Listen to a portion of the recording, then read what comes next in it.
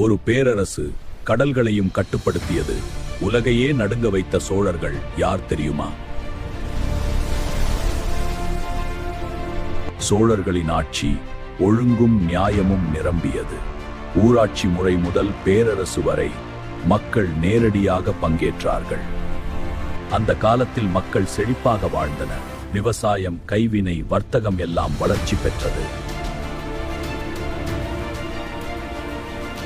சோழர்களின் உணவு இயற்கையோடு இணைந்தது. அரிசி, கஞ்சி, மீன், இறைச்சி, ஆரோக்கியமான வாழ்க்கை. போரில் சோழர்கள் அசைக்க முடியாத வல்லரசு. நிலத்திலும் கடலிலும் வெற்றி பெற்ற வீரர்கள்.